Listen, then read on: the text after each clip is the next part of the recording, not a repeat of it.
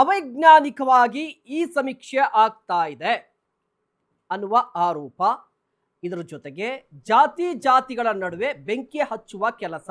Kumar sir ನೋಡಿ, survey ಆಗ್ತಾ ಇದೆ ಬಟ್ ಅವೈಜ್ಞಾನಿಕವಾಗಿ ಆಗ್ತಾ ಇದೆ ಅಂತ ಹೇಳ್ತಾ ಇದ್ದಾರೆ. ಸರ್, ಈಗ ಇಲ್ಲಿ ನಮ್ಮ ಸಾಮಾಜಿಕ ಹೋರಾಟಗಾರರು ಅಂತ ನಮ್ಮ ಸ್ನೇಹಿತರೊಬ್ಬರು KEB ಅವ್ರ ಕೈಯಲ್ಲಿ ಚೀಟಿ ಅಂಟಿಸಕ್ಕೆ ಕೊಟ್ಬಿಟ್ಟಿದ್ದಾರೆ ಅಂತ. ಕೆಲವು ಕಡೆ ಮೀಟ್ರ್ ಬಾಕ್ಸ್ ಮೇಲೆ ಅಂಟಿಸಿದ್ದಾರೆ. ಅಂಟಿಸಕ್ಕೆ ಹೋಗಿರೋ ಆ ಏನು ಮೀಟ್ರ್ ರೀಡರ್ ಇದ್ದಾರೆ ಮತ್ತು ವಿದ್ಯುತ್ ಶಕ್ತಿ ಕಂಪನಿಯ ನೌಕರರೇನಿದ್ದಾರೆ, ಇದ್ರ ಸೌಂದರ್ಯ ಹಾಳಾಗುತ್ತೆ, ಅಂಟಿಸ್ಬೇಡಿ, ಕೊಡಿ ನಮ್ಮ ಕೈಗೆ, ನಾವು ಬರೋದಿನ ನಾವು ಅಂಟಿಸ್ಕೊತೀವಿ, ನಮ್ಗೆ ಎಲ್ಲಿ ಬೇಕೋ ಅಲ್ಲಿ ಅಂತ ಕೇಳಿ. ಎಲ್ಲ ಕಡೆ ಹಿಂಗೆ ಆಗ್ತಿದೆಯಾ ಅಂತ? ಎಸ್, ಎಲ್ಲ ಕಡೆ ಎಸ್, ಎಲ್ಲ ಕಡೆಗೂ.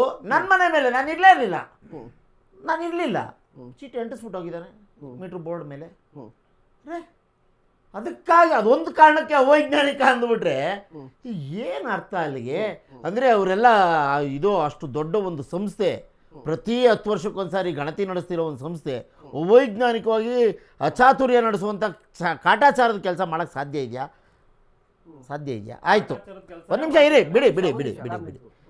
ನಮಗೆ ನಿಜವಾಗ್ಲೂ ಗೊತ್ತಾಗೋದು, ಒಂದು ಕುಟುಂಬ, ಒಂದು ಬಿಲ್ಡಿಂಗಲ್ಲಿ ಇಷ್ಟು ಕುಟುಂಬ ಇದ್ದಾವೆ ಅಂತಂದರೆ ಅಷ್ಟು ಮೀಟ್ರ್ ಇದ್ದೇ ಇರುತ್ತೆ, ಎಲ್ಲರಿಗೂ ಸಪ್ರೇಟ್ ಮೀಟ್ ಇದ್ದೇ ಇರುತ್ತೆ. ಅದಕ್ಕೆ ಅಂಟಿಸಿದ್ದಾರೆ, ಅದೊಂದು ಸಿಗುತ್ತೆ. ಅಂಗನವಾಡಿ ಕಾರ್ಯಕರ್ತೆಯರಿಗೆ ಸಪ್ರೇಟ್ ಕೆಲಸ ಕೊಡಲಾಗಿದೆ. ಎಲ್ಲರ ಮನೆಗೂ ಹೋಗಿ ಈ 60 ಪ್ರಶ್ನೆಗಳಿರೋ 48 ಪುಟದ ಬುಕ್ಲೆಟ್ ಕೊಡಿ ಅಂತ.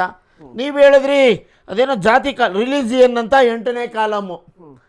ಹಿಂದೂ, ಇಸ್ಲಾಂ, ಕ್ರೈಸ್ತ, ಜೈನ, ಸಿಕ್ಕ, ಬೌದ್ಧ, ಫಾರ್ಸಿ, ನಾಸ್ತಿಕ, ಗೊತ್ತಿಲ್ಲ 10 ತಿಳಿಸಲು ನಿರಾಕರಿಸಿರುತ್ತಾರೆ. 11ನೇದು ಇತರೆ ನಮೂದಿಸಿರುತ್ತಾರೆ. ಆಯಿತಾ? 9ನೇ ಕಾಲಮು ಜಾತಿ, ಕಾಸ್ಟ್.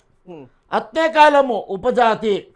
11ನೇದು ಜಾತಿಗೆ ಇರುವ ಇನ್ನಿತರ ಸಮಾನಾರ್ಥ ಪರ್ಯಾಯ ಹೆಸರುಗಳು. ಜಾತಿ ಪ್ರಮಾಣ ಪತ್ರ ಇದೆಯೋ, ತಗೊಂಡಿದ್ದೀರೋ ಇಲ್ವೋ. ಆಯಿತಾ? ಲಿಂಗ, ಸಮೀಕ್ಷೆ ದಿನದಂದು ಪೂರ್ಣಗೊಂಡ ವಯಸ್ಸು. ಇಷ್ಟು ಕೊಡೋದಕ್ಕೆ ಎಷ್ಟನೇ ಪುಟ ಅದು? 6ನೇ ಪುಟದಲ್ಲಿ 8ರಿಂದ 10ನೇ ಕಾಲಮ್ 11ನೇ ಕಾಲಮ್ ತನಕ ಇದೆ. ಸರ್, ಏನು ಸರ್ ಇವರು ಉಯಿಲಬ್ಬಿಸ್ತಾ ಇರೋದು? ಈಗ ಕಳಿಸಿ, ಈಗ ಬಂದಿದೆ 60 ಪ್ರಶ್ನೆಗಳು, 48 ಪುಟಗಳು. ಇದನ್ನ ಮೊಬೈಲ್ನ ಆ್ಯಪಲ್ಲಿ ನೀವು ಹೇಳಿದಕ್ಕೆಲ್ಲ ಅವರು ಉತ್ತರನ ಬರ್ಕೊಂಡು, ನಿಮ್ಗೆ ಇಷ್ಟ ಇದ್ರೆ ಹೇಳ್ಬೋದು, ಇಲ್ಲಾಂದ್ರೆ ಬೇಡ, ಅವಶ್ಯಕತೆ ಇಲ್ಲಾಂದ್ರೆ ಬೇಡ, ನನಗಿಲ್ಲ, ನನ್ನ ಜಾತಿ ಹೆಸರು ಹೇಳಲ್ಲ, ಇಲ್ಲ ನನ್ನ ಜಾತಿ ಇದು, ನನ್ನ ಧರ್ಮ ಇದು ಅಂತ ಅವ್ರ ಸ್ವಾತಂತ್ರ್ಯ ಸರ್ ಅದು. ನೀವ್ಯಾಕ್ರಿ ಬೆಂಕಿ ಹಚ್ತೀರಿ? ನಿಮ್ಗೇನಪ್ಪ ಕಷ್ಟ? ಒಬ್ಬ ಗಣಿತದಾರನಿಗೆ ಈಗಾಗಲೇ ತರಬೇತಿ ನೀಡಲಾಗಿದೆ. ಒಬ್ಬ ಗಣಿತದಾರನಿಗೆ 150 ಮನೆ, ಒಂದು ದಿನಕ್ಕೆ 10 ಮನೆ ಆತ ಕಂಪ್ಲೀಟ್ ಮಾಡಬೇಕು. ಅವರು ಅಕಸ್ಮಾತ್ ಕೆಲಸ ಕಾರ್ಯಗಳಿಗೆ ಹೋಗಿದ್ರೆ ಮತ್ತೆ ಸಂಜೆ ಹೋಗಬೇಕು, ಅಥವಾ ಅವ್ರ ಫೋನ್ ನಂಬರ್ ತೆಗೆದುಕೊಂಡು ಅವ್ರ ಫೋನ್ ಮುಖಾಂತರ ಮಾಡ್ಬೋದು. ಅದಲ್ಲದೆ ನಾವೇ ಸ್ವತಃ ನಾಗರಿಕರಾಗಿ ಗಣತಿ ಸಮೀಕ್ಷೆಯಲ್ಲಿ ನಾವು ಪಾಲ್ಗೊಳ್ಬೋದು.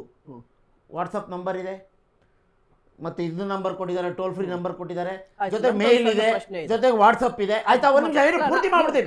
ಒಂದ್ ಸೆಕೆಂಡ್. ಇಲ್ಲ ನೋಡಿ, ಅಪೂರ್ಣ ಆಗ್ಬಿಟ್ರೆ ಏನಾಗುತ್ತೆ? ಇವ್ರು ಏನೇನೋ ಕಾಗಕ್ಕ ಕತೆ ಹೇಳಿ ಜನರ ಮನಸ್ಸಲ್ಲಿ ಇಲ್ದೇರೋ ಬೆಂಕಿ ಹಚ್ಬಿಟ್ಟು ಅದ್ರ ಸತ್ತವ್ರ ಮನೆಗೆ ಜನತೆ ಎಣಿತಾರ ಅಂತಾರಲ್ಲ ಗಾದೆ, ಅಂತ ಕೆಲಸ ಮಾಡೋದು ಬೇಡ. ಅವ್ರ ಪಕ್ಷದವ್ರದ್ದು ಇದೊಂದು ಜವಾಬ್ದಾರಿ ಇದೆ, ಇವ್ರ ಪಕ್ಷದವ್ರದ್ದು ಇದೆ, ಅವ್ರ ಪಕ್ಷದವ್ರದ್ದು. ಎಲ್ಲಾ ಜನರು ಒಂದೇ ಸರ್. ನೀವು ಮಾತಾಡಿಲ್ಲ.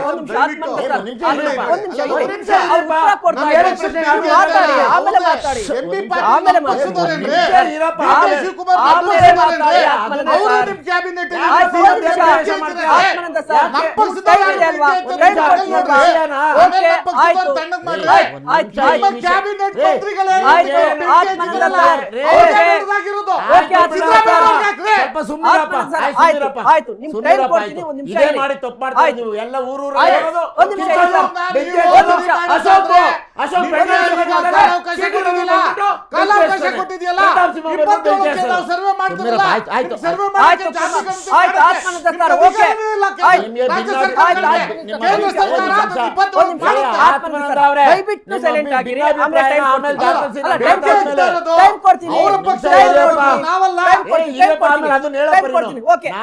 ಟೈಮ್ ಕೊಡ್ತೀನಿ ಆಯ್ತು. ಜನರಿಗೆ ಕರೆಕ್ಟ್ ಆಗಿ ಓಕೆ. ಪಿಕ್ಚರ್ ಗೊತ್ತಾಗ್ಬೇಕಲ್ಲ. ಸರ್, ಆಯ್ತು. ಅದನ್ನ ಹೇಳ್ತಾ- ಒಂದ್ ನಿಮಿಷ ಒಂದ್ ನಿಮಿಷ ಯಡಿಯೂರಪ್ಪ, ಸರ್, ನೀವು ಇವತ್ತೆಲ್ಲ ನೀವು ಮಾತಾಡೋದು ಮಾತಾಡ್ತಿದ್ದೀರಿ. ಇದೇ ಕೆಲ್ಸ BJP ಅವ್ರ್ದು. ನೀವು ಮೊಬೈಲ್ ಇದೇ ಕೆಲ್ಸ- ತೆಗ್ದಿದ್ದೀರಿ. ಈ ಕೆಲ್ಸ ಬಿಡ್ರಿ, ಈ ಜನಕ್ಕೆ first ಗೊತ್ತಿದೆ. ಈ BJP ಜನಕ್ಕೆ ಗೊತ್ತಿದೆ. ಏ, ಜನ ಎಲ್ಲ ಯಡಿಯೂರಪ್ಪ, ವಿದ್ಯಾವಂತರಾಗಿದ್ದಾರೆ. ಗೊತ್ತಿದೆ BJP ಈ ನಾಟಕ ಇಡೀ ಏನು ದೇಶಕ್ಕೆ ಅಂತ ಗೊತ್ತಿದೆ. ಗೊತ್ತಾಗಿದೆ. ಈ ನಾಟಕ ಕಳ್ಳರು, ಏನು ಅಂತ ಗೊತ್ತಾಗಿದೆ. ಮೋಸಗಾರರು, ಆಯ್ತು. ದೊಡ್ಡ ಓಕೆ, ಆಯ್ತು.